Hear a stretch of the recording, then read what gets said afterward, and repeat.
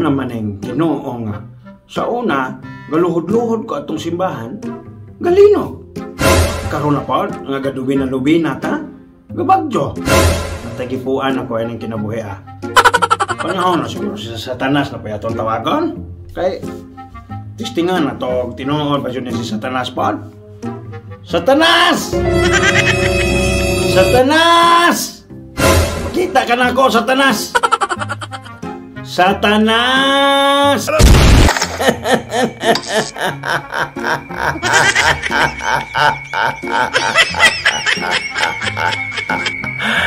Suy! Unsay imong tujo na, Soy? Labi isturbuha ko ka. Natug ko, Soy ba? Mano magagsige, magagtawag-tawag na ho. Ay, kulira. Bulanon dahil po ni panuwaya, Magtigana yung ratay. Pamilyar dyan mo dagway. Taga-asang po ka sa ato, sa?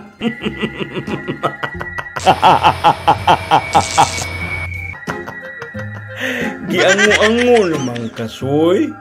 Silingan rabadya ata sa balilihan, Soy. Pag-sure hala ko na ba O tinood nga silingan ta atong balilihan, panguros ko no ana.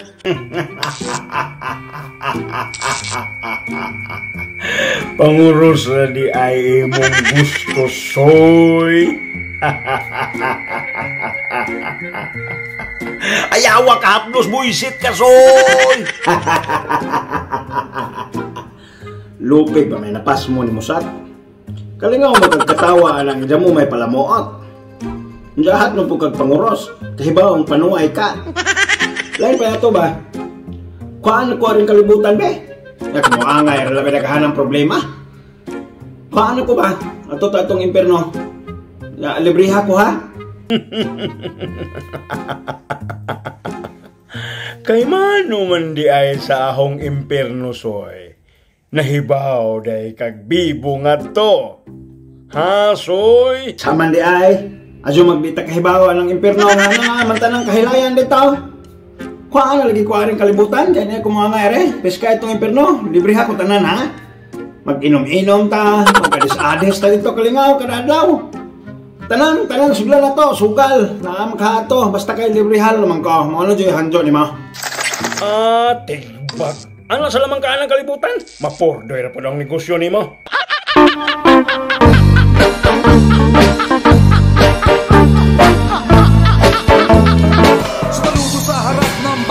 Kastila, kapang umaalipin sa alila, sinakop ng puti ang mga kayumangge.